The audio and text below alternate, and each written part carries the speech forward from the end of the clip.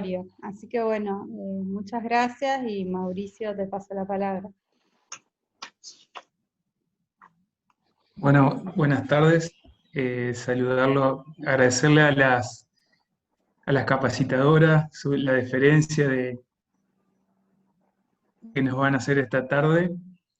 Saludarla a Mariana, que siempre nos está apoyando en cada una de las capacitaciones, y bueno, a toda la gente que sigue participando, y simplemente saludar y agradecerla.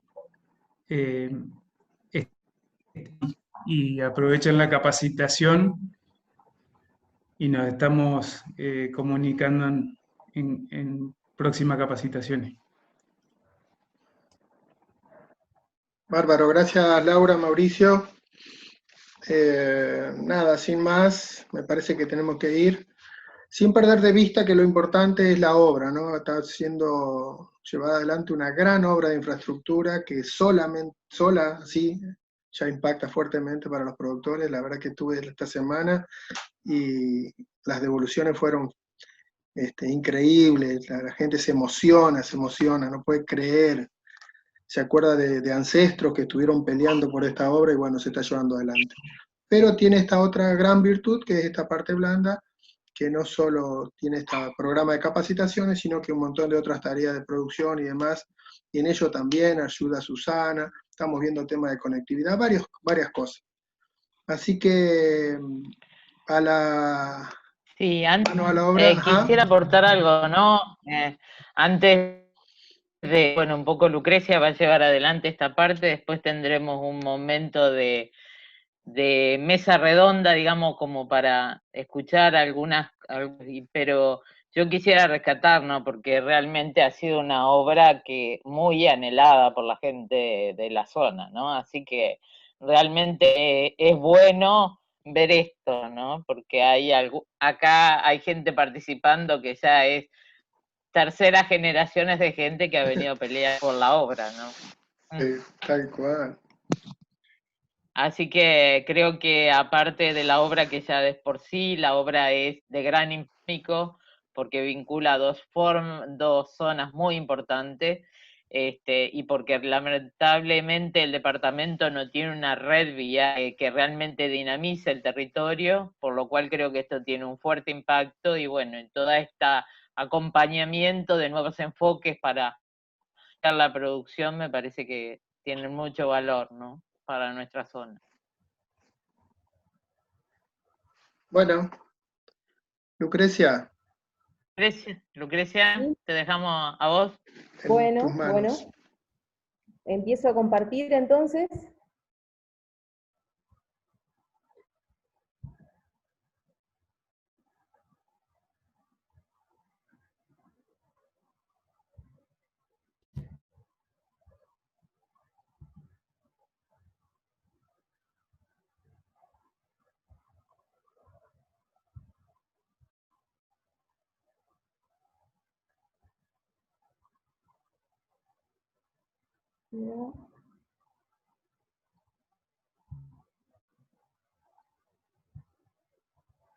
Ustedes están viendo la pantalla, ¿verdad? Sí, pero no te falta poner completo. Ahí está. ¿Ahí está? Ahí está. Perfecto. Sí. ¿Me escuchan bien? Sí. Sí, ¿Se escucha bien? Sí, se te... Perfecto. A la gente que se conectó, bueno, muchas gracias por la invitación que me llegó a través de Susana, y junto con Susi, en función de los requerimientos, armamos esta presentación. Espero que les resulte de interés, que resulte otro enfoque para ustedes. Este tipo de presentaciones ser un poco disruptivos y que la gente se vaya con dudas y con preguntas, y que puedan aprovecharlo, y desde ya estamos a su disposición para atender a las consultas que puedan surgir. El título de la presentación es Espinal Entrerriano, bases para comprender y mejorar el sistema, así que la idea es un poco brindar un pantallazo acerca de cuál es el sistema productivo hablando cuando hablamos de ganadería de cría en el Espinal. En principio, quería empezar la presentación a conceptos, ¿no? Porque a veces utilizamos mal algunos conceptos, por ejemplo, esto de sistemas silvopastoriles, ganadería en bosque nativo, manejo de bosque con ganadería, que es un término que últimamente está apareciendo mucho, y no es lo mismo todo o cualquier cosa, y entonces está bueno poner sobre la mesa que sí y que no, por ejemplo, es un pastoril. Y sobre todo esto está la ley de bosques, ¿no? Que también sabemos que es una ley que atraviesa al sistema productivo, que está muy en boga, y tenemos que tener en cuenta al momento de hacer un manejo sostenible del uso ganadero de este recurso que es el espinal. De bosques. La ley de bosques, o también conocida como ley Bonazo, es una ley de presupuestos mínimos de conservación de los bosques nativos, es la 26331, y se sancionó 7 en nuestro país, un poco en respuesta a un proceso creciente de deforestación que venía sufriendo gran parte del país, fundamentalmente la zona del Chaco, pero un proceso generalizando hacia todo el país, un poco de la mano también del avance de la frontera agrícola, ¿no? Entonces, en respuesta a ese contexto, es que surge esta ley, puestos mínimos de conservación. ¿Qué es lo que propone la ley? En principio lo que la ley requiere es que cada provincia que adhiera a esa ley realice un seguimiento territorial del bosque nativo, es decir, defina categorías de conservación del bosque nativo. Entonces vemos aquí el mapa de la provincia de Entre Ríos con las categorías tenemos 3 categorías, rojo, amarillo y verde, ahora vamos a ver de qué se trata cada uno, y lo que tienen en este cuadrito de barras son provincias, ¿sí?, que han adherido a la ley, cuál es el ordenamiento territorial de esas provincias en términos de superficie. Y vemos cómo queda Entre Ríos, por ejemplo, en términos de superficie para estas 3 categorías.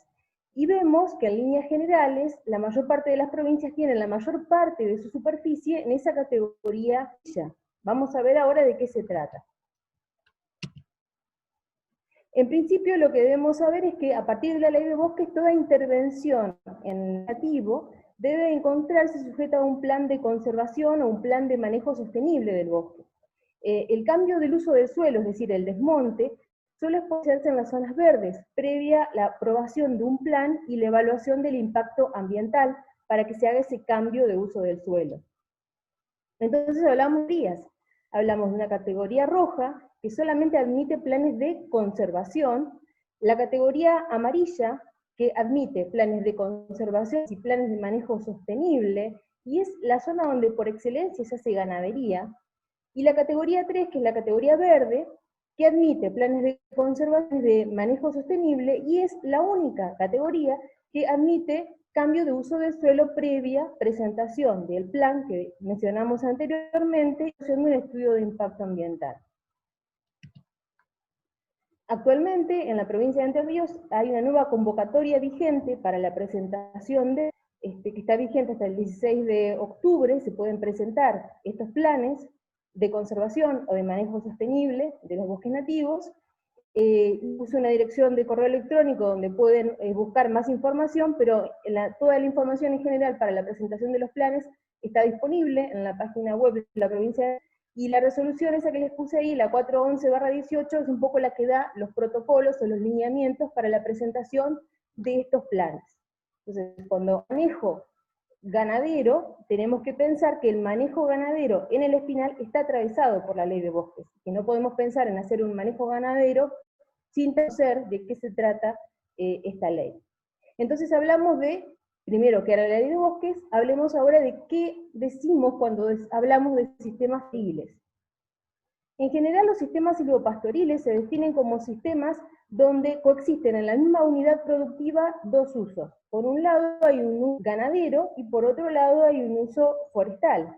Y ese uso combinado de 2 fines o de 2 objetivos se realiza de tal manera que se forman interacciones positivas que se dan de la combinación de estos 2 sistemas, árboles y ganado, y que se atenúen las interacciones negativas que van a ocurrir. En cualquier caso, cuando se hace el uso mediante un sistema silvopastoril, esto de combinar ganadería con forestación, lo importante es que hay una planificación, tanto desde el punto de vista del uso ganadero, es decir, una planificación que hace a la extracción de productos, porque el uso ganadero en esto que tiene por principal objetivo justamente la de producción de terneros, entonces el principal producto ahí es el ternero, es la carne, pero además también hay una planificación que conservación del recurso forrajero, y en este caso es a lo que llamamos campo natural. Ahora, el uso forestal también implica una planificación. El forestal, que en nuestro caso se utiliza mucho en términos de leña, porque no tenemos bosques que tengan un gran valor maderero, como puede pasar en otros países, sino que fundamentalmente la extracción se realiza en forma de leña o de postes, debe realizarse mediante una planificación que asegure que el productos sea sostenible en el tiempo, y para que eso ocurra tenemos que promover la regeneración del bosque. Entonces, un sistema silvopastoril bien entendido, componentes, tiene animales y tiene árboles, pero tiene una planificación en el uso de los dos componentes. Ahora les decía, hay otro término de vueltas bastante últimamente, que es esto de manejo de bosques con ganadería integrada, o MBGI. Un poco el origen del MBGI fue una vez que la ley, yo les decía, se llama de presupuestos mínimos. ¿Qué quiere decir una ley de presupuestos mínimos? Las leyes de presupuestos mínimos son leyes de tipo ambiental que definen presupuestos mínimos, es decir, lineamientos básicos, mínimos a tener en cuenta para la conservación ambiental. Luego las provincias adhieren a presupuestos mínimos con sus propias leyes, con sus propias resoluciones, pero teniendo en cuenta que lo mínimo a cumplir es lo que dice la ley nacional.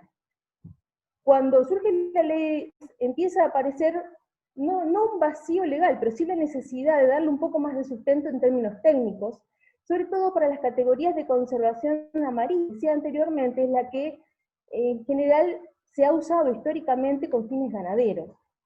Entonces era importante dar sustento técnico a ese ganadero que ya se venía realizando de manera tradicional en muchas regiones de nuestro país, pero MBGI surgió fundamentalmente en la región del Chaco, un poco más de sustento para hacer un uso verdaderamente sostenible de ese bosque con ganadería. Entonces surge este acuerdo, que es un acuerdo político del Ministerio de Agricultura y la Secretaría de Ambiente, donde se logra el marco general y los principales lineamientos para desarrollar actividades ganaderas en zona de bosque.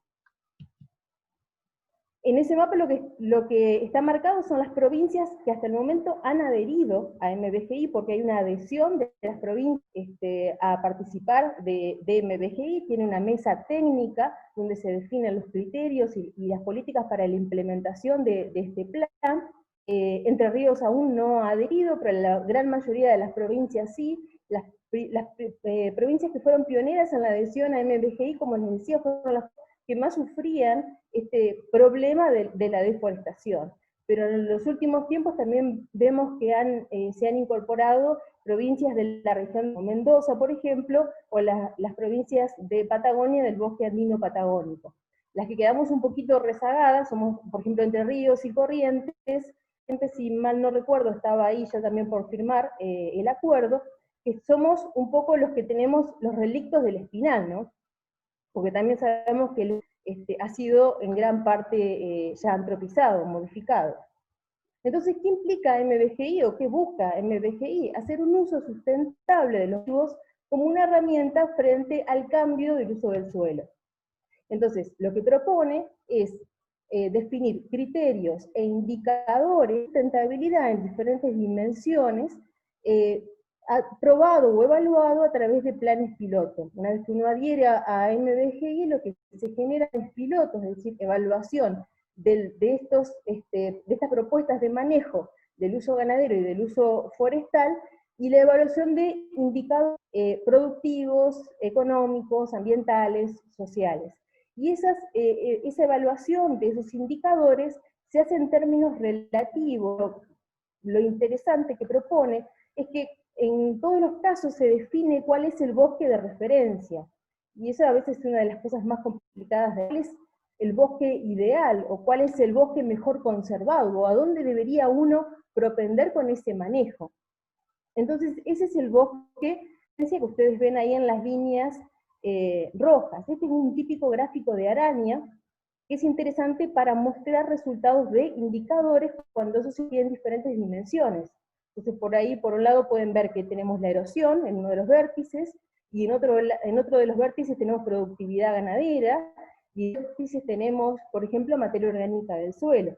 Entonces, aquí tenemos solo algunos de los indicadores, pero MBGI ha definido 17 indicadores, en su mayoría ambientales, pero también hay indicadores productivos y sociales. Entonces, lo que hace MBGI es evaluar estos indicadores, define cuál es el bosque de referencia, esa línea roja muestra los indicadores para el bosque de referencia, cuál es la situación inicial, de dónde partió ese bosque, que es la línea verde, diferentes indicadores, los diferentes valores de los indicadores, y a dónde puede llegar esos indicadores con la aplicación o la implementación de MBGI, y el periodo de los indicadores en azul. Entonces se evalúa de manera integral el sistema de producción, con lo cual es un salto importante respecto del manejo sostenible de esos sistemas. Por eso es que yo les decía que un poco MBGI vino a darle sustento técnico a una propuesta de conservación ambiental. Como todo, tiene sus beneficios y tiene también sus desventajas, ¿no es cierto? Pero el planteo es interesante. Entonces, MBGI promueve un uso ganadero mediante una planificación, muy parecido a lo que propone los sistemas silvopastoriles, pero trae una diferencia respecto de los sistemas silvopastoriles tradicionales. Como yo les decía antes, hay una evaluación de indicadores en muchas más dimensiones que la productiva. No solamente se ve la productividad ganadera y la productividad forestal, sino que se evalúan ambientales y indicadores sociales, porque tiene también mucho peso la productividad del sistema en términos económicos, pero también los beneficios que pueda traer para los productores. Hay muchos componentes sociales que se evalúan en el marco de MBGI. Y otra de las cosas interesantes que trae MBGI es la forma de trabajar. Y en ese sentido nos sentimos bastante identificadas con Susana y con el equipo trabajando ahora, que venimos trabajando ya desde algún tiempo en ganadería, y es este esquema de manejo adaptativo, que creemos que es un de manejo que puede aplicarse a cualquier otro sistema de producción. ¿De qué hablamos cuando hablamos de un sistema adaptativo? Hablamos de que partimos de un conocimiento del sistema sobre el que estamos trabajando, definir muy bien, muy claramente, la línea de base, de dónde partimos, en base a esa información, planificar, decir hacia dónde quiero llegar y cómo pienso que lo voy a hacer, y empezar a trabajar, empezar a implementar los cambios. Pero en un momento tengo que hacer un monitoreo, tengo que hacer una evaluación, tengo que saber si pude avanzar en ese plan que yo tenía. ¿Y cómo hago la evaluación? A través del indicador. Defino los indicadores inicialmente y defino esos mismos indicadores para evaluarlos a mitad de plan. Veo cómo me fue y veo si tengo opciones. Y ahí es importante porque de esa corrección, de ese ajuste que puedo hacer en el plan, surge esa palabra importante que es el aprendizaje.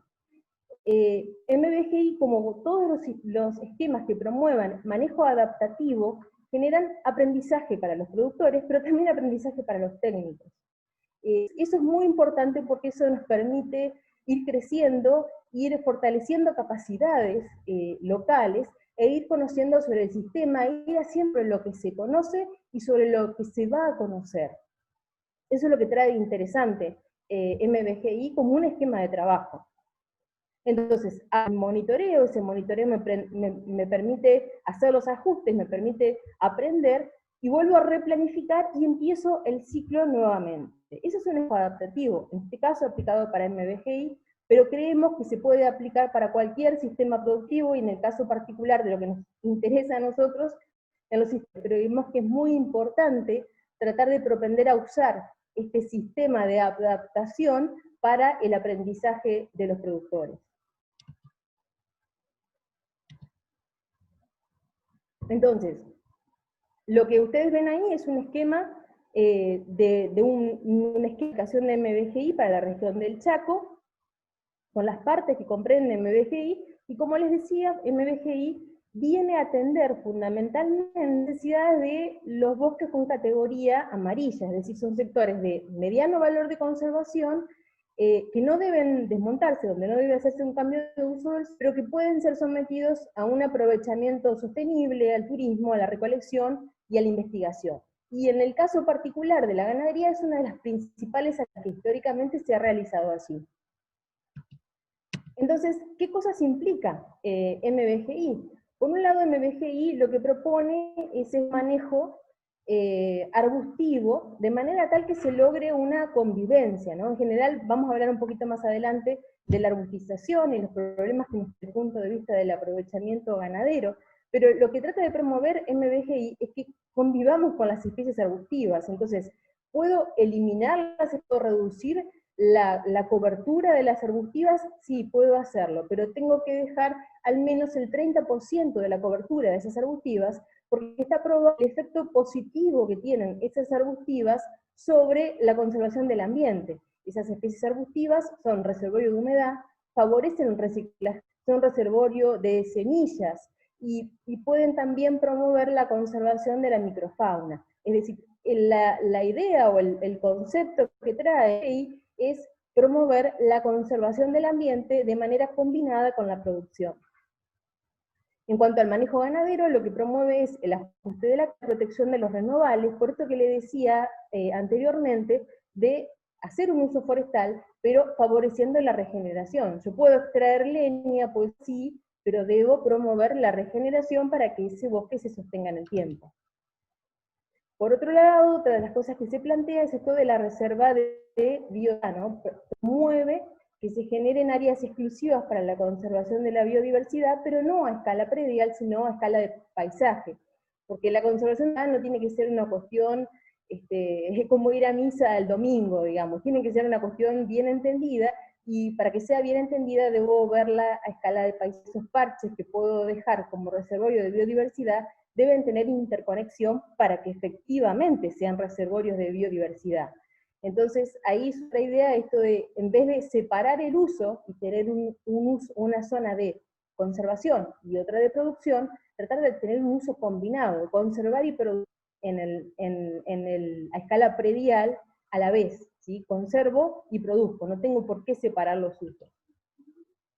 Y por último, también de una parte vinculada a la reserva forrajera. Como les decía anteriormente, este esquema que yo les muestro aquí está pensado para el Chaco. El Chaco tiene una estación seca y tiene momentos muy importantes de déficit forrajero, con lo cual una de las principales maneras de sostener este esquema sostenible en el tiempo, desde el punto de vista ganadero y forestal, es contando con una reserva forrajera, y para ello, para este esquema que yo les estoy mostrando, admiten un cambio de 10% de la superficie predial con el objetivo de implantar forrajeras. Fundamentalmente se implantan megatérmicas, como por gato en pan.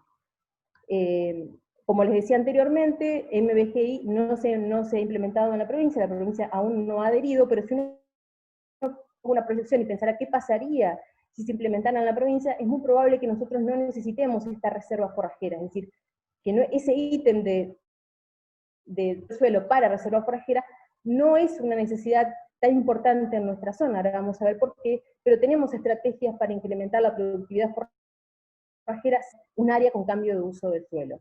Pero entonces, recapitulando, ¿qué implica MBGI? Implica hacer un diagnóstico inicial del sistema, evaluar esos indicadores, definir el régimen de perturbaciones, es decir, definir cómo voy a hacer el uso ganadero y el uso forestal, y cómo voy a manejar la cobertura arbustivas, cómo voy a manejar la reserva de biodiversidad. Luego hago el monitoreo y hago la evaluación y el replanteo. Eso es en el tiempo. Eso es lo que propone MBGI, y que, como vemos, es bastante más sofisticado que los sistemas silvopastoriles tradicionales. Entonces, ¿cuál fue el cambio que trajo MBGI, o cuál era la situación del Chaco árido antes de que existiera?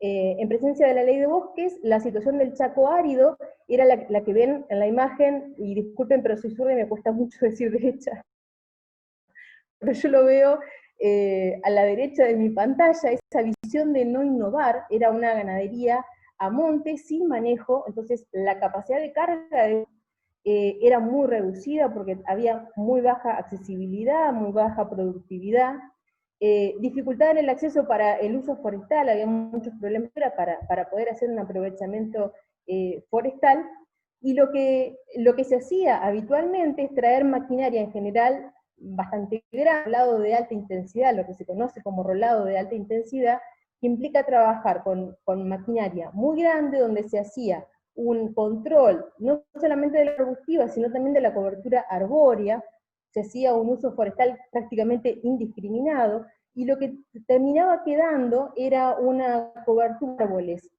todos de la misma edad. Entonces en el corto mediano plazo llegábamos a bosques sobremaduros, que no tenían capacidad de no se promovía la regeneración, y en el estrato herbáceo, porque el arbustivo desaparecía, en el estrato herbáceo solamente nos quedaba Gatompani, ¿sí? Entonces eso es una ganadería con árboles, o era un monocultivo de Gatompani, de una megatérmica para hacer ganadería. Era un sistema sumamente simplificado y que desde el punto de vista ambiental, pero también productivo, tenía serias limitaciones. Entonces, en ese contexto aparece MBGI y trae lo que hemos venido hablando. Vuelvo a repetir, como todo sistema tiene sus pros y sus contras, depende mucho del control y depende mucho de la implementación. Desde el punto de vista técnico es una propuesta sin duda superadora. Ahora, ¿de qué hablamos cuando hablamos de ganadería en bosque nativo o qué hacemos en el Espinal entrerriano en líneas generales? En el Espinal entrerriano tenemos un uso ganadero, y tenemos un uso forestal, extraemos leña, extraemos postes, a veces es un valor que un poco menospreciamos porque no hay demasiado control acerca de cuánto se extrae, pero sí es cierto que la leña que usamos el domingo de algún lado sale y seguramente que viene del norte. El problema es que el uso ganadero y ese uso forestal no tienen planificación. En líneas generales no hay planificación, ni del uso ganadero ni del uso forestal. Entonces, ¿nosotros qué hacemos? Hacemos ganadería con árboles. Para poner un poco en contexto de qué hablamos cuando hablamos de esta ganadería en el Espinal entrerriano, lo que tenemos marcado ahí en ese mapa, esa mancha oscura, negra, es el Espinal, ¿sí? Y lo que tenemos en el norte de Entre Ríos es lo que podríamos decir Espinal Norte, norte Entre Ríos y Corrientes, es lo que queda del Espinal Norte. El Espinal, como les decía, está bastante antropizado, una parte importante norte de Santa Fe, existe casi muy poco, Córdoba lo mismo, y nos queda algo en la Pampa sur de Buenos Aires, pero se podría decir que lo que queda del Espinal conservado es el Espinal Norte, o norte de Entre Ríos, sur de Corrientes. ¿Y qué se hace ahí? ¿Cómo es la ganadería ahí? Bueno, la ganadería ahí, en el norte de Entre Ríos, concentra el 50% del stock de la provincia, es una ganadería de cría, donde se suele hacer pastoreo mixto, de pastoreo bovino. Son sistemas que están cruzados por la deforestación, en general han tenido una historia de deforestación, y esto trajo como consecuencia que tengan degradados. En muchos casos son bosques sucesionales, con baja accesibilidad y con poca riqueza en diversidad de las especies y de riqueza estructural. Asociado a estos bosques también tenemos baja receptividad, es decir, baja capacidad de carga y bajos índices productivos. Cuando hablamos de la productividad del campo natural, nosotros solemos hablar de campo natural o de pastizal. En términos estrictos, nosotros ahí no tenemos pastizal, solamente trato herbáceo de ese bosque. Y ese estrato herbáceo de bosque que utilizamos para alimentar al sistema ganadero de cría, tiene una productividad de unos 4.500 kilos de materia seca por hectárea por año. Seguimos hablando del contexto de la ganadería, vemos que en el norte de Entre Ríos tenemos algo así como 1.400.000 cabezas, casi lo mismo en el sur, muy fluctuante de la altura del río, pero en general podemos decir que casi el 70% del stock provincial en Entre Ríos se sostiene en base a vegetación natural. Y cuando hablamos un poco de los indicadores, vemos que el 88, casi 90% de los productores son productores medianos chicos, porque tienen 150 vacas, y cuando hablamos de la relación, por ejemplo, ternero-vaca como un indicador productivo, prácticamente todos estos tienen un bajo índice productivo, tienen bajo desempeño. Los sistemas de cría que concentran el 61% de las vacas, si vemos un poco la eficiencia calculada como una como una eficiencia de stock, vemos que también, independientemente del nivel productivo, en términos generales estamos con una eficiencia también baja del orden del 54%.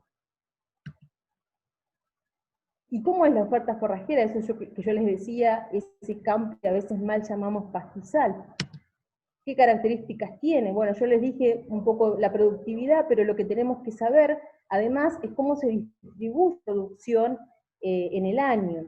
Y lo que vemos es que el 70% de la productividad del pastizal natural está concentrada entre primavera y verano. El resto lo tenemos en otoño e invierno. Y hay una alta variabilidad estacional y una alta dependencia de las precipitaciones. Por la situación de año niña que venimos ya sufriendo desde el invierno y que se espera se extienda hasta la primavera y verano, seguramente impactará la actividad del pastizal natural. Y este es un dato importante a conocer al momento de planificar y saber cómo me preparo o cómo organizo mi productivo. Lamentablemente dependemos mucho de las precipitaciones. Por ahí las precipitaciones o la falta de precipitaciones en invierno no hizo tanta mella porque está causa que nos falte pasto en invierno. Pero en general la primavera y el verano suelen ser los momentos donde tratamos de acumular forraje, porque además es donde los sistemas ganadores más requieren. Y esta variabilidad estacional también se da entre años, entonces vemos cómo entre años variabilidad de la productividad fundamentalmente asociada a las precipitaciones.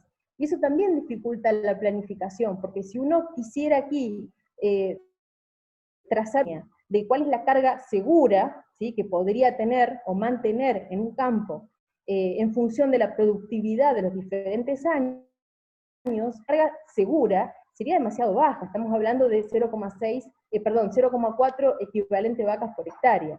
En tanto, si hablamos de la receta medio, casi nos acercamos al 0,6.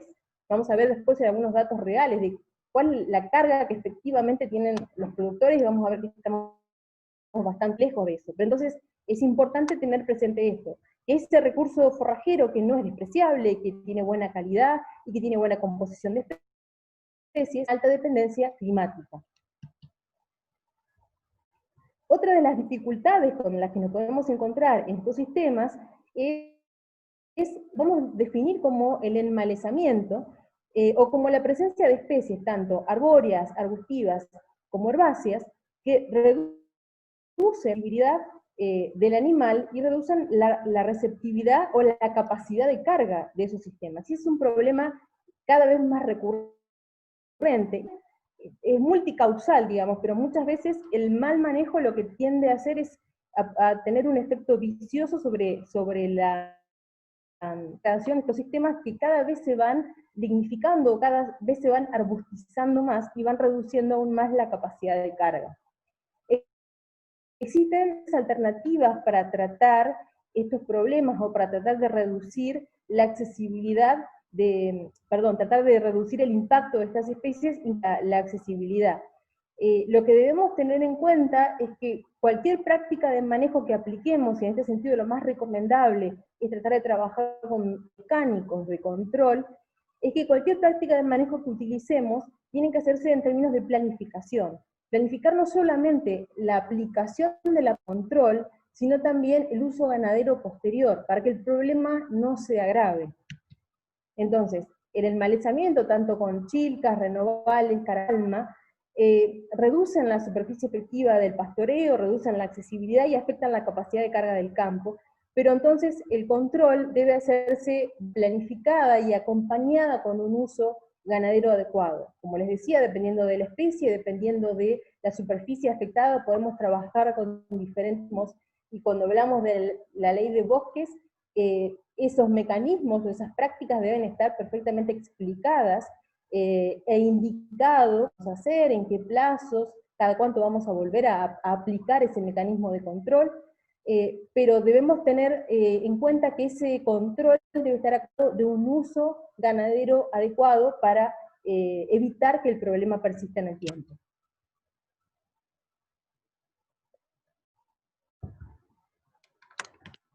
Ahora, hablamos de la oferta forrajera, no podemos dejar de hablar de la demanda animal, que es la otra pata del tema ganadero. Entonces, ¿qué pasa con la carga? Y bueno, lo que pasa con la carga es que si uno trabaja con una carga de un equivalente de productividad forrajera, y considerando un 50% de eficiencia de utilización, lo que vemos aquí es que muestra las barras de demanda en verde y las barras de oferta en rojo, ¿sí? Esto considerando un sistema ganadero con un servicio estacionado, lo que me permite hacer es concentrar mucho mejor u ordenar mucho mejor la demanda energética y la oferta forrajera. Entonces, ¿qué es lo que pasa si trabajamos con una carga de un equivalente vaca y con esta productividad forrajera? Es que vamos a tener va a faltar pasto la mayor parte del año. Una carga de un equivalente de vaca por hectárea. Por ahí les parece alto, pero ahora les voy a mostrar qué es lo que pasa en realidad, ¿no? Entonces, ¿qué sería lo adecuado? ¿Qué sería lo recomendable? Bueno, lo recomendable para nuestra zona, y con esta productividad forrajera, es mucho más conservadora, recortar esa vaca, quedarnos con 0,6, equivalente vaca, y vemos que ahí el balance forrajero cierra bastante mejor. Ahí vemos también que es probable que tengamos un déficit forrajero invernal, nos va a faltar pasto de invierno, que podemos pensar en reservar algunos lotes de la primavera y verano para utilizar en el invierno, pero también es probable que debamos pensar en otros recursos forrajeros, debemos pensar en otras estrategias, hablar de fertilización, podemos hablar de incorporación de raídas en cobertura, podemos hablar de una suplementación estratégica. Hay diferentes estrategias que podemos utilizar, pero lo importante aquí es tener en cuenta que debemos estar organizados para aplicar cualquier estrategia. Y ahora vamos a ver por qué la importancia de organizados para tener un impacto en la mejora del sistema productivo.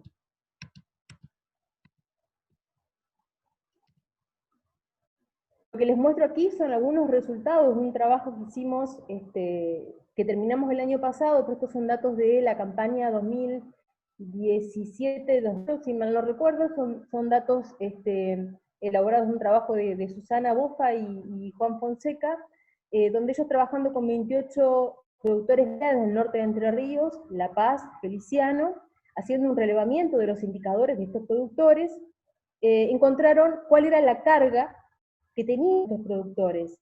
Fíjense que más del 80% de los productores tienen una carga superior a 0,6 equivalente vaca, que habíamos dicho que era la carga adecuada para nuestra productividad y que aún así podíamos llegar a tener problemas en el invierno. Entonces, imagínense cómo es la situación de esos sistemas productivos, les falta olla la mayor parte del año.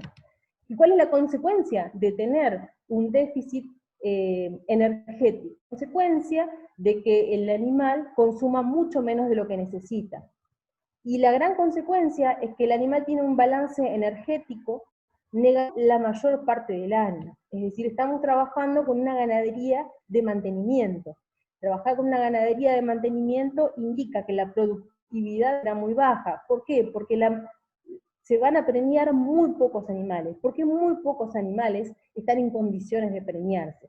Y si a eso le sumamos que en los sistemas tenemos servicio continuo, agrava un poco el problema, porque uno de los problemas que tenemos con el continuo es ese desacople entre la oferta forrajera y la demanda animal. Entonces tiende a desorganizar todavía más la demanda de los animales y a problemas de balance energético.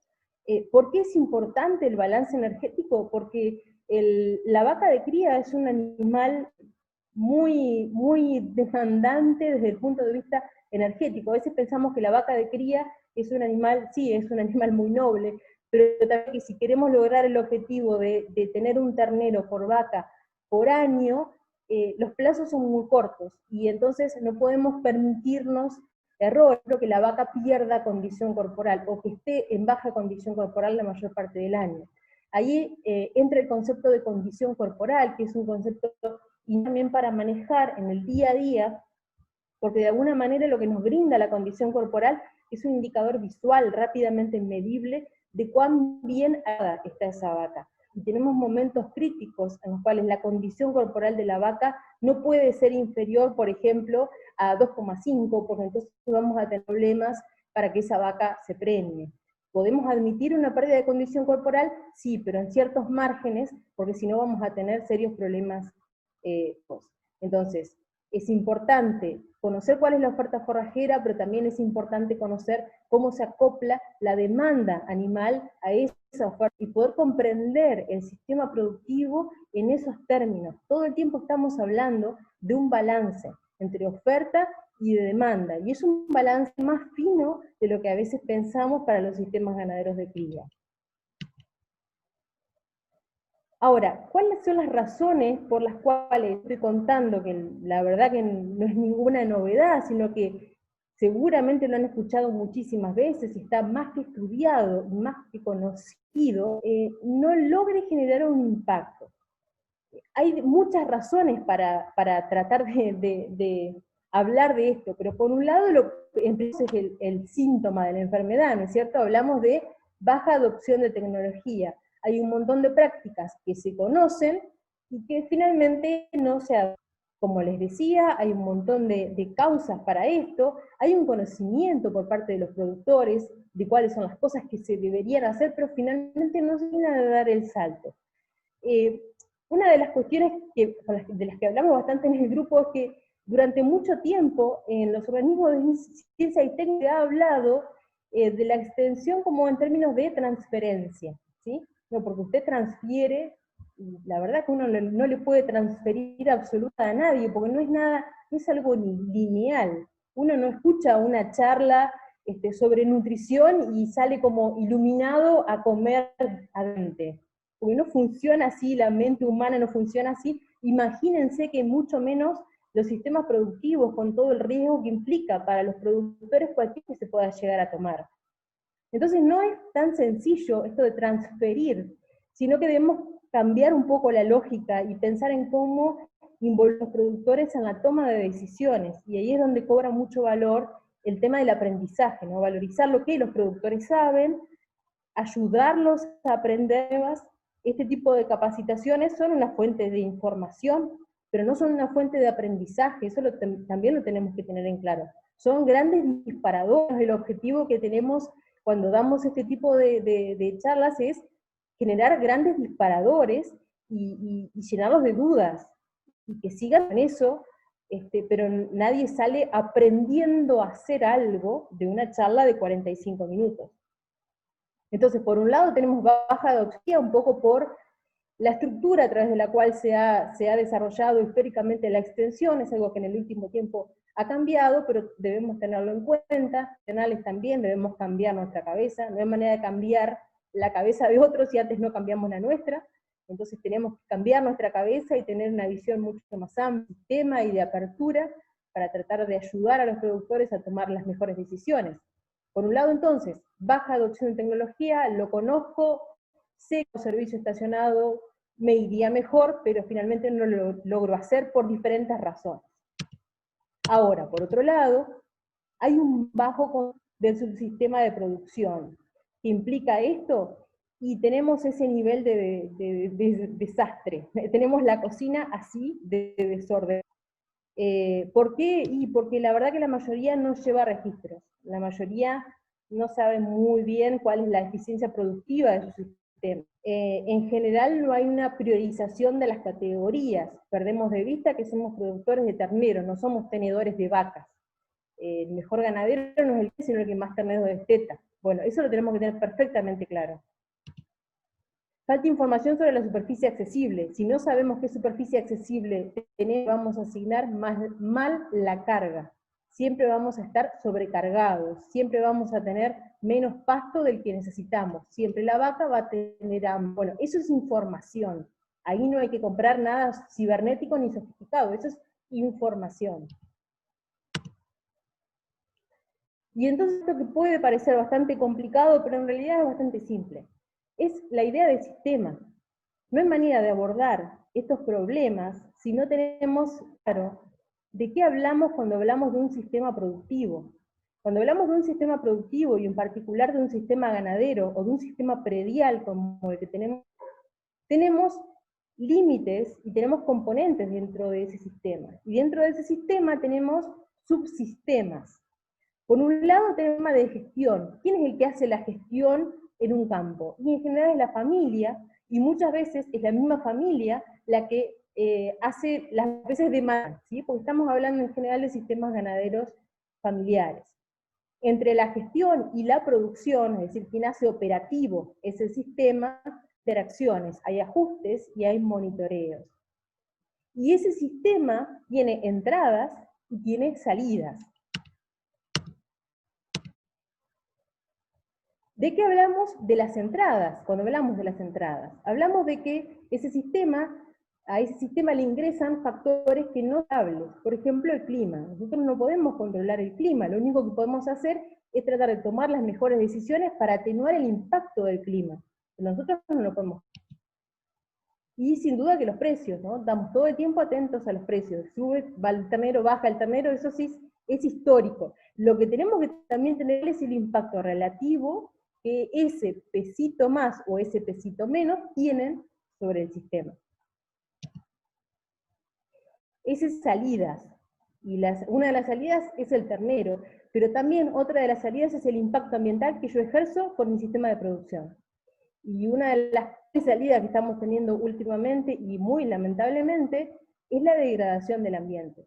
Y tenemos como ese efecto retraso, ¿no? Como los sistemas ganaderos, y uno tarda en ver ese ternero, desde esa madre hasta ver el ternero destetado, hay mucho tiempo, hay un lapso importante.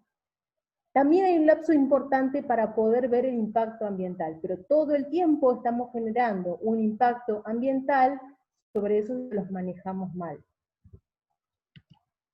Y ahí surge otra palabrita que se usa mucho últimamente, sobre todo en tiempos de pandemia, que es la resiliencia, ¿no? Vos tenés que ser resiliente, como si fuera tan sencillo. A veces ser resiliente implica que ese resorte se va a estirar, y cuando yo deje de ejercer la resorte va a volver a su lugar. El problema es que a veces se estira tanto que pone en riesgo la física de materiales. Entonces, no es tan sencillo en sistemas ser resilientes. Ahora, si hacemos un buen manejo, seguramente sí, vamos a poder trabajar con mayor resiliencia. ¿Y qué es trabajar con mayor resiliencia? Adaptarnos a los cambios. Que la sequía que tengamos probablemente esta primavera y verano no nos afecte tanto. No nos va a afectar tanto si estamos ordenados, que podamos ser resilientes y tolerar los cambios. Ahora, ¿qué implica la gestión del predio? Eso que yo les decía, que en líneas generales hay problemas de gestión en los predios. La gestión de un predio implica tres cosas, tres engranajes. Por un lado, planifico, por otro lado, ejecuto, y por otro lado, sigo. Bastante parecido a lo que veíamos en MBGI, ¿sí? El problema de esto es cómo es el tiempo y qué nivel de conciencia tenemos de que esto ocurre. Lo cierto es que aunque un productor no diga, no escriba, no rellene cada uno de estos engranajes y diga, voy a hacer esto, acá, en general se hace, ¿no? En general, la gestión del predio existe. Lo que podemos decir es que existe más o menos orden. Y como sigue existiendo y la rueda sigue girando, muchas veces lo que pasa es que seguimos trabajando en sistemas productivos así de desordenados. Y así de desordenados no podemos generar cambios. ¿Por qué? Porque no podemos mejorar lo que no conocemos. La mejor manera de poder cuantificar o evaluar un cambio es esa parte que conoce. Yo les decía, en MBGI lo primero que tengo que hacer es trazar una línea de base.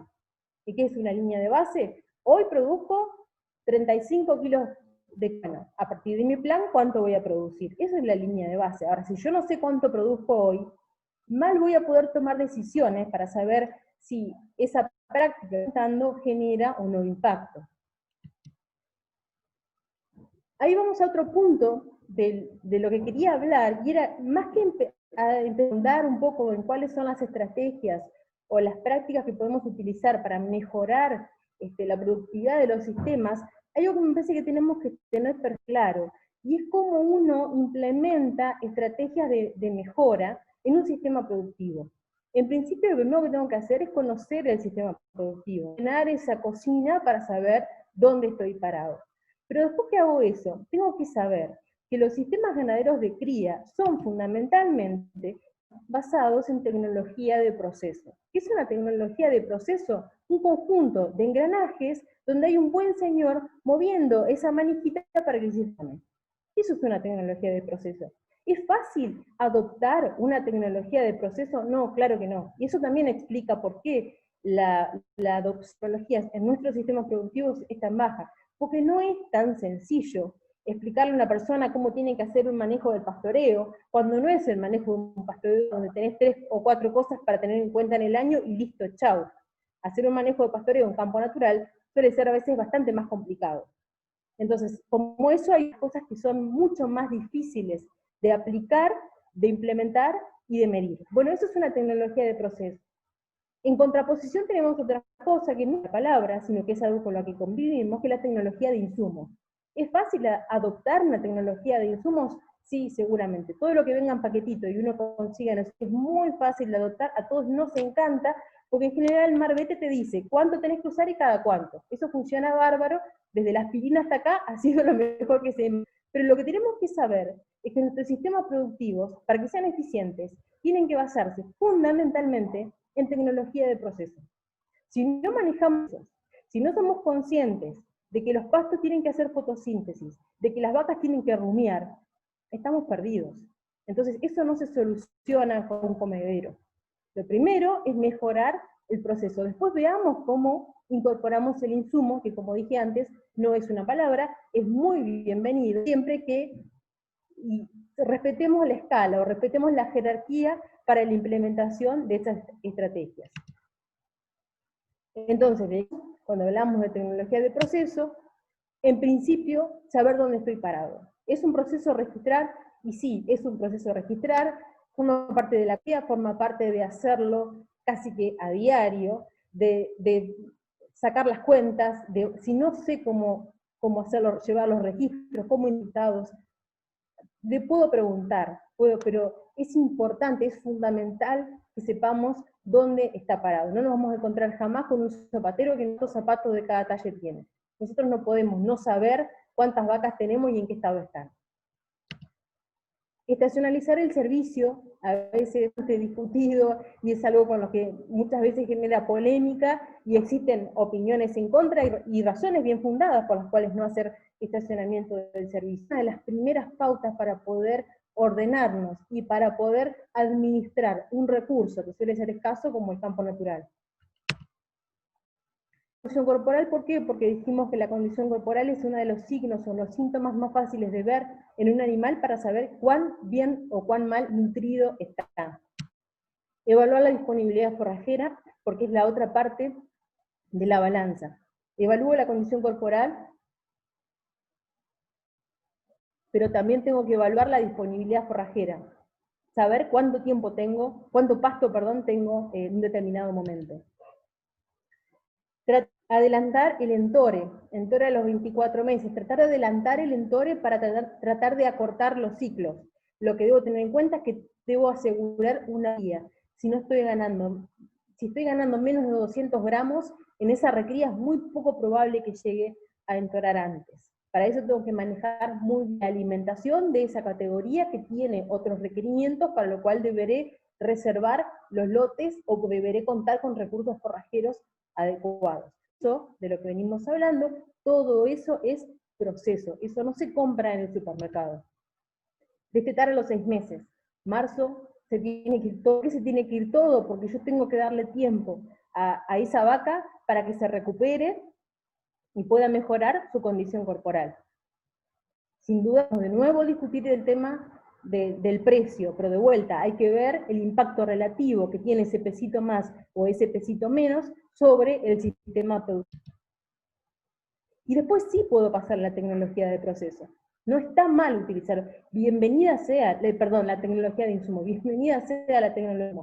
Puedo pensar en hacer una suplementación estratégica invernal, no necesariamente tengo que contar con gran tecnología ni gran disponibilidad de maquinaria, puedo pensar con microsilos, que es algo que se usa y se ha hecho y se seguirá haciendo, porque es una alternativa para los pequeños productores para contar con forraje de buena calidad en el invierno. El manejo del destete, el destete anticipado, el destete precoz, como lo quieran llamar, es una estrategia muy interesante para mejorar la condición de la vaca de cría y lograr que mejore su condición y lograr esa tan ansiada preñez de la primavera. Pero lo que debo saber es que uno puede encarar las deficiencias de las tecnologías de proceso con el insumo. O sea, el sistema tiene que ser eficiente, proceso. Tenemos que tener animales que rumien y tenemos que tener pastos que fotosinteticen. Eso no se arregla con una batea. Hay trabajos que prueban el efecto de la fertilización del campo natural sobre la productividad del pastizal, también en el invierno, que es donde más necesito. Puedo hacer siembra en cobertura en campo natural, también hay trabajos que prueban que puedo incorporar especies como por ejemplo ryegrass y así incrementar la oferta forrajera del campo natural y verano. Es una tecnología de bajo costo y que donde puedo manejar la resiembra de la primavera del ryegrass y puedo tener la implantación natural siguiente. Son todas estrategias que puedo llegar a utilizar para mejorar la oferta forrajera del campo natural. Algunos mensajes, terminando entonces, recapitulando de lo que hemos venido hablando, cuando hablamos de estrategias de mejora, el principal objetivo a cumplir mediante estrategias disponibles es mejorar el estado energético de la vaca de cría. Es muy importante tener el hábito de empezar a evaluar la condición corporal, porque es el mejor signo de cómo la vaca está, o cuán bien o cuán mal nutrida está la vaca.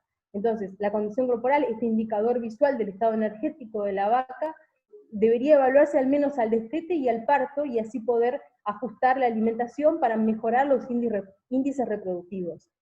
Septiembre, octubre es un pico para evaluar la condición corporal y poder tomar las decisiones. Ya antes del parto uno puede ir viendo la condición corporal de la vaca para saber qué vaca está en peor y de qué recursos dispongo para tratar de ayudarla a que mejore su condición corporal y pueda preñarse en la primavera. Por otro lado, evaluar la disponibilidad forrajera, pensar en estrategias para saber cuánto pasto tengo. Hay que recorrer el campo, hay que mirar el campo, cuánto pasto tengo. Existen diferentes alternativas, pero una forma sencilla de evaluar la disponibilidad forrajera es la altura de pasto. La altura de pasto es un indicador muy bueno y muy sencillo y fácil de utilizar, y me permite saber cuánto pasto hay. Por cada centímetro de pasto hay 70 kilos de materia seca. Nuestros pastizales son bastante poco densos, a diferencia de, por ejemplo, lo que pasa en Uruguay. Entonces necesitamos una altura considerable para tener volumen. No sobreestimemos la oferta forrajera como a veces podemos sobreestimar la condición corporal. Seamos rigurosos con eso, porque nuestros pastizales son poco densos, tenemos problemas de suelo desnudo, entonces a veces tener un pasto de cierta altura no se confíen, porque en general no tenemos tanto como a veces pensamos. Pero partiendo entonces de esas dos variables, saber cuántos kilogramos de peso vivo animal tengo, cuánta carga tengo y cuánta disponibilidad forrajera tengo, puedo calcular un concepto interesante, que es el de asignación forrajera. ¿De qué hablo cuando hablo de asignación forrajera? Estoy diciendo unidad de forraje por unidad de peso vivo animal. ¿Cómo puedo calcular eso? A partir de la altura de pasto, de la disponibilidad de pasto y de la carga. Esa carga, en vez de en equivalente vaca, la puedo expresar en kilogramos de peso vivo por hectárea. Vinculando esas dos variables, puedo calcular la asignación forrajera. ¿Cuándo la calculo? Y al menos una vez por estación, estaría bueno calcular la asignación forrajera. Fíjense cómo cambia la asignación forrajera con la misma carga cuando cambia la disponibilidad forrajera. Algo que perfectamente me puede pasar en campo natural, porque suelo tener la misma carga, pero lo que cambia es la oferta, porque como dijimos, la productividad del varía durante el año. Entonces fíjense cómo paso de casi 4 kilos de materia seca por kilogramo de peso vivo, una buena asignación forrajera, a 2 kilos de materia seca por kilogramo de peso vivo, una asignación forrajera baja y bastante restrictiva. Entonces, tener ese tipo de indicadores rápidos, evaluarlos en el año, es una de las mejores estrategias para saber dónde estoy parado.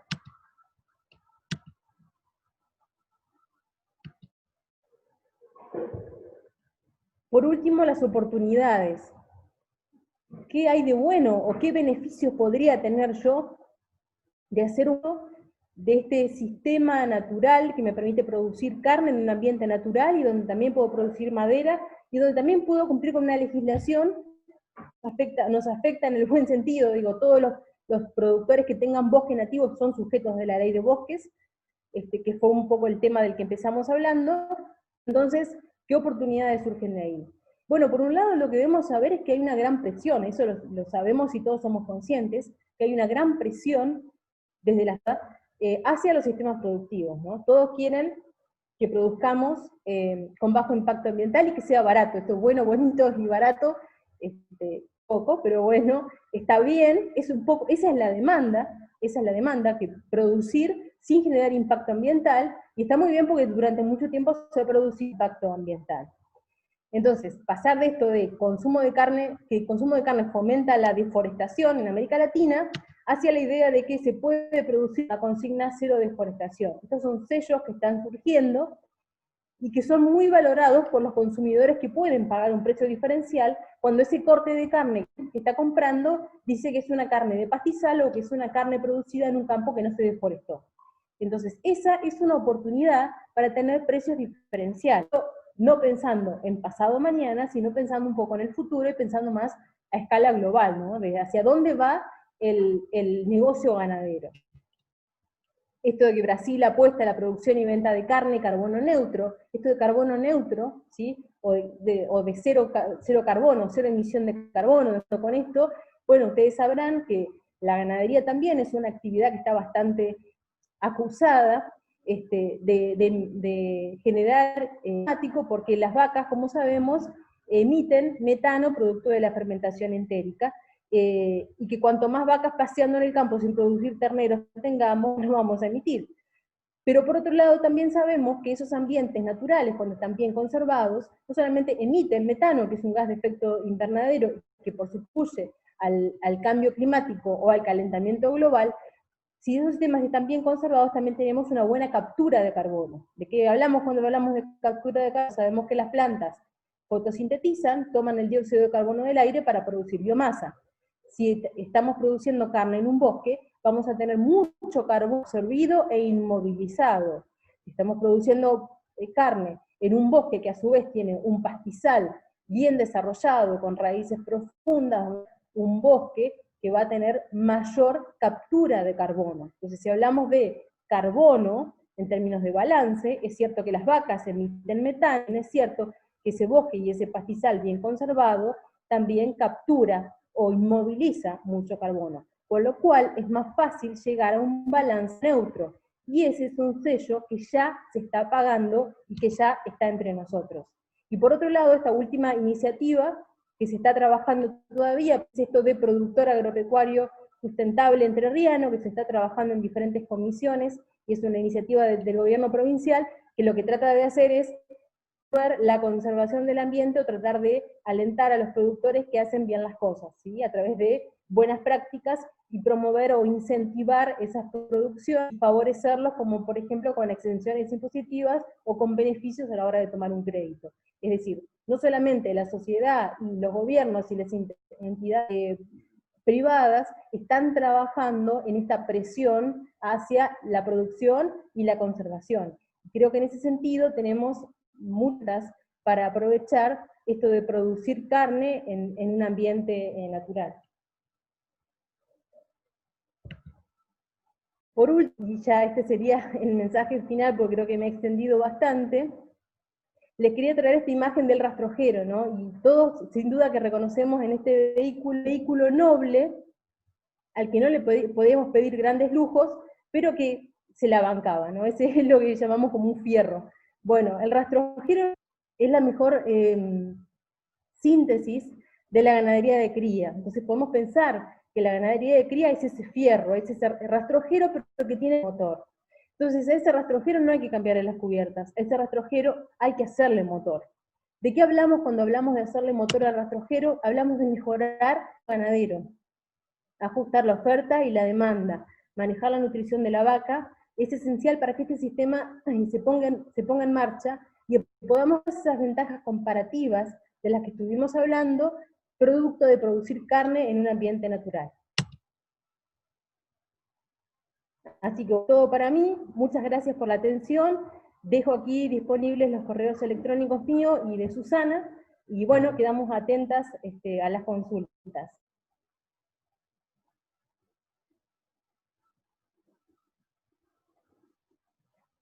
Muchísimas, pero muchísimas gracias, Lucrecia. La verdad que los comentarios acá en el chat son de felicitaciones por la presentación, que es muy clara, que gracias y que así, todo felicitaciones, excelente la exposición, todo en esa línea.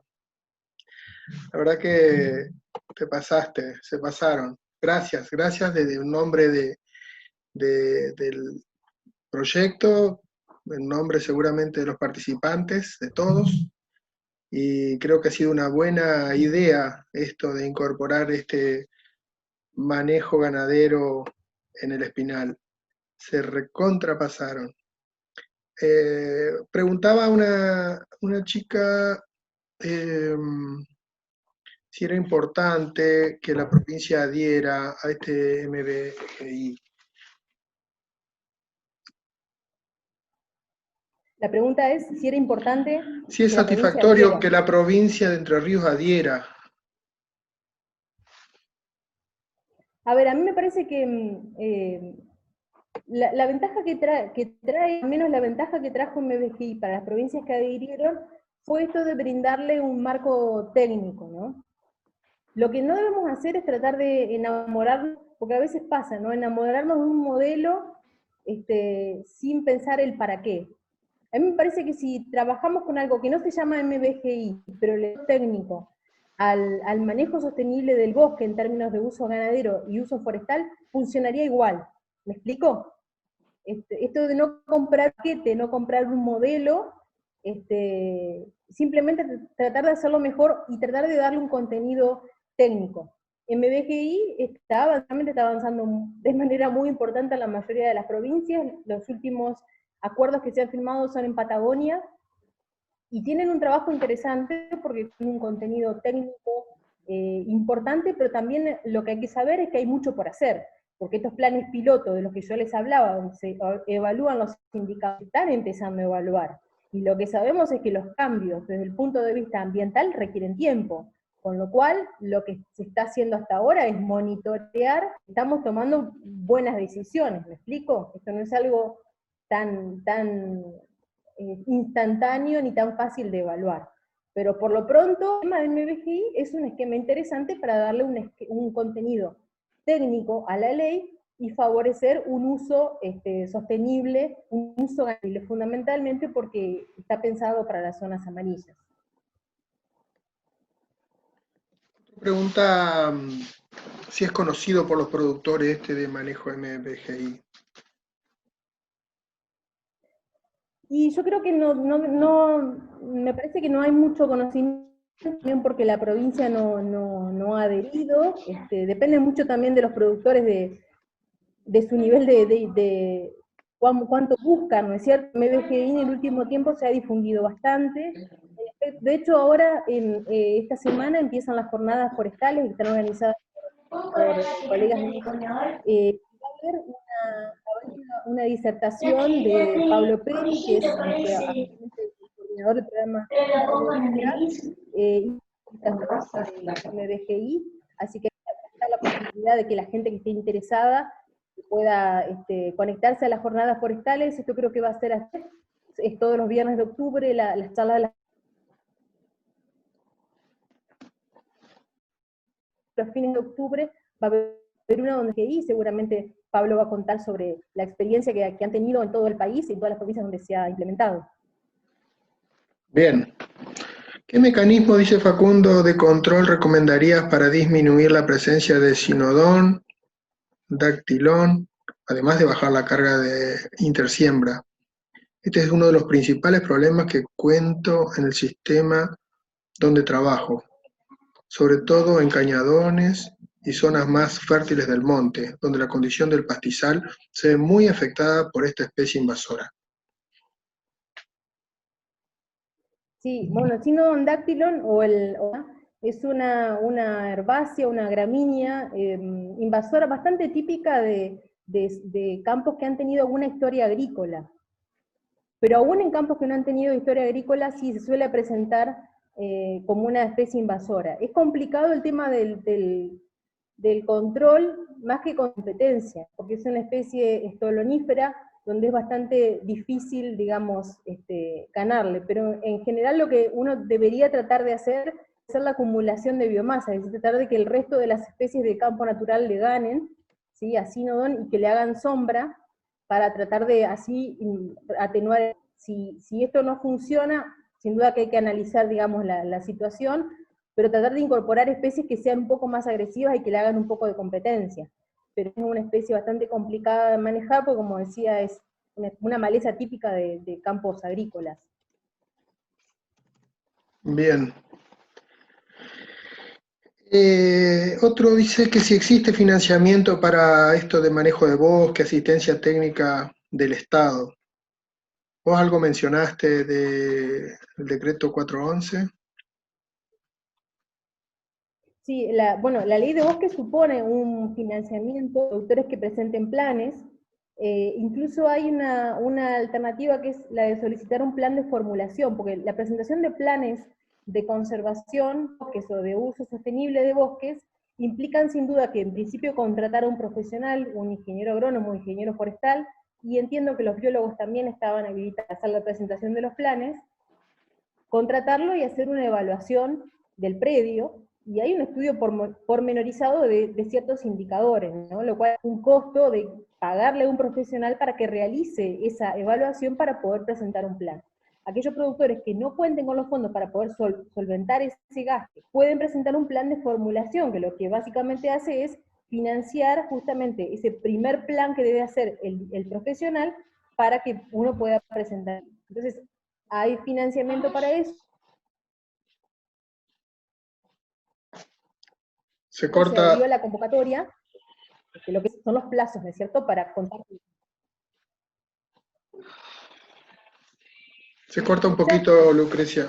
Se corta. Okay. Pero fuiste bien clara. Hasta existe el financiamiento de contratar un profesional para que elabore ese análisis previo, ese relevamiento y esa planificación. Hasta eso pueden los productores acceder. Exacto. Bueno, preguntan dónde queda la grabación. Bueno, la vamos a subir al canal de YouTube de la Secretaría. Y bueno, muchos excelentes, muchas gracias. Bueno, varios me piden la ponencia, la quieren tener, o sea que no cae en saco roto lo que dijiste, va a ser grabado y lo van a reproducir muchos en sus hogares con más tranquilidad, evidentemente. Yo les agradecería que prendan las cámaras para hacer una foto, porque esto hay que informarlo al Banco Mundial. Y quiero hacer una foto de los participantes. Peínense. Que se despiertan los que estaban durmiendo. Ajá, saquen la... A mucha gente de la zona. Vemos a muchos de la zona. Así que... Hola Susi, un gusto ¿Cómo verte. vas? ¿Cómo vas? Un gusto, ¿eh? Estamos Un gusto. Y me contaba que cuando hace muchísimos años, cuando tenían un campo en yeso, él ya sembraba ese garbanzo, y ahí se acordó. Estoy hablando de Bien, bien. 30, 40 años atrás. Sí. De todo esto, mucho más allá de la experiencia de Lucrecia en todo este tema, ¿no es cierto?, es que en este momento estamos pudiendo hacer evaluaciones en sistemas reales de producción, ¿no? Y esto es lo más valioso porque más allá de toda la investigación, hay datos concretos, se da a través de productores de la zona. Entonces me parece que esta mirada sistémica que expresó muy bien Lucrecia en su presentación, el abordaje que nosotros hacemos de nuestro trabajo territorial, ¿no? Y hoy estamos trabajando muy juntos, tanto extensionistas, digamos, con investigación, tratando de armar un solo esquema, tratando de dar respuesta a las problemáticas que suceden en nuestros territorios, ¿no? Encontrando alternativas que no, la ganadería es muy compleja, es un sistema re complejo, lento, los resultados son a largo plazo, entonces cuanto más información de resultados vamos a tener. Así que bueno, eso quería un poco dejarles el mensaje, ¿no? Y bueno, y con Lucrecia, Juan y bueno, agradecemos acá porque hay productores con los que han trabajado mucho y acompañando todo nuestro trabajo, que no sería posible si no nos abren las puertas, porque esa es la realidad, gracias a que los productores nos abren las puertas que nosotros podemos brindar esta información, ¿no? Que no es teórica, sino que sale de la cotidiana, ¿no? Así que bueno, eso es un poco el mensaje y bueno, y agradecer también a aquellos que nos permiten llevar esto a la práctica concreta. Un hermoso mensaje de sensibilización dio Lucrecia, de concientización. Me parece que esto hay que replicarlo permanentemente, educar, educar, educar. Como que antes quedaba el rastrojero, viste, en la mente nomás del productor, ahora se puede registrar y hay que ese cambio de motor, me parece que va por ahí, ¿no?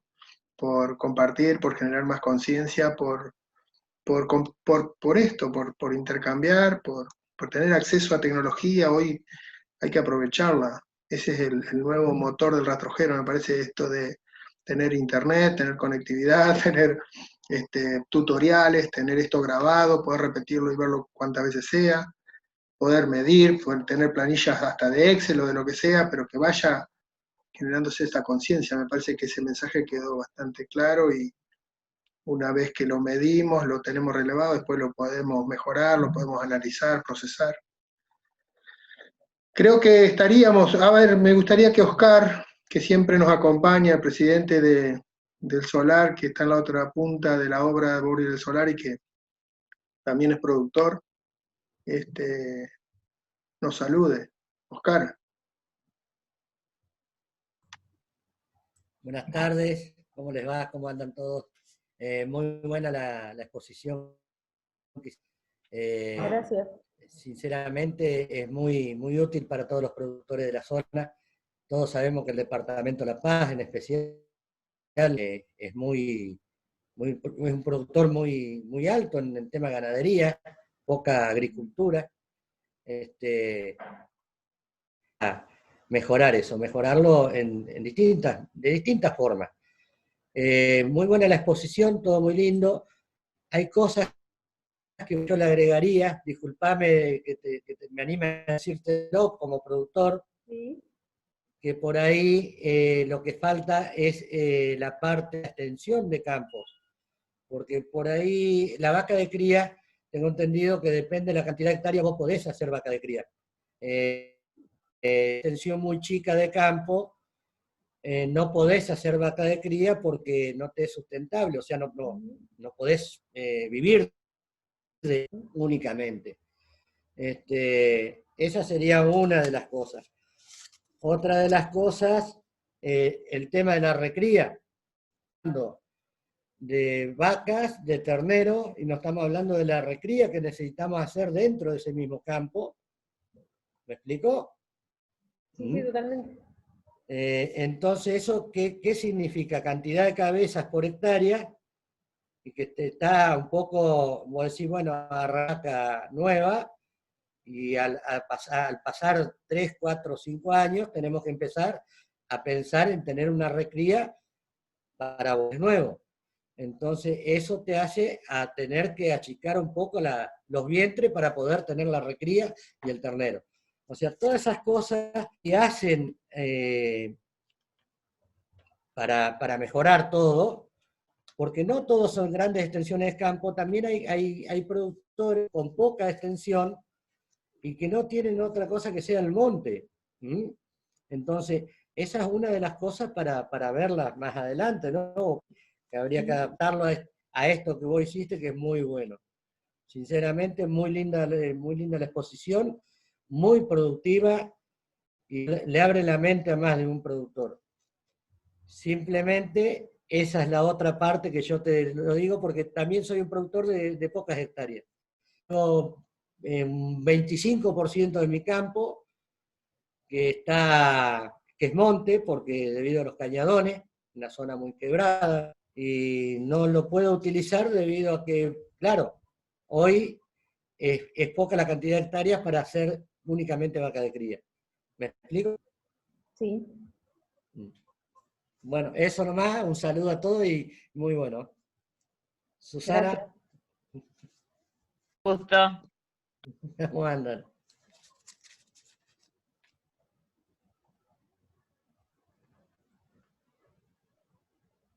Está bien, Susana, está bien, no simplemente te saludaba.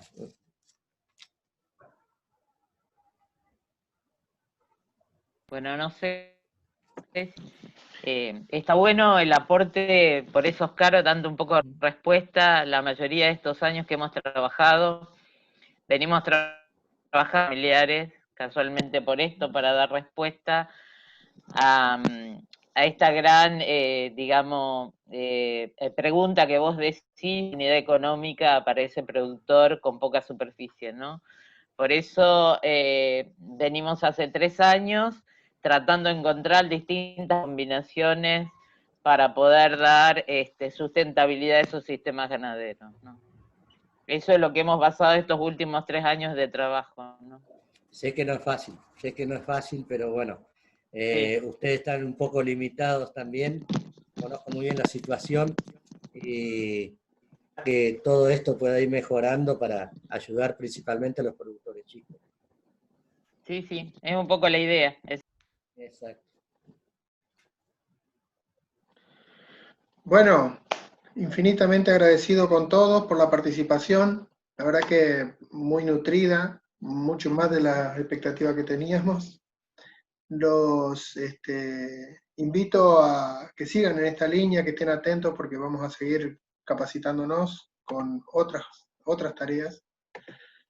Y a Lucrecia, a Linta, a Susana, que fue el contacto, todo mi abrazo, mi corazón para ustedes, porque si no podemos privarnos de todas estas cosas, tenemos que seguir potenciando este tipo de eventos. Los saludo y nos vemos en el próximo mes en otra nueva capacitación. Infinitamente agradecido a Gracias. todos. Gracias Chau, a chau. todos. Gracias.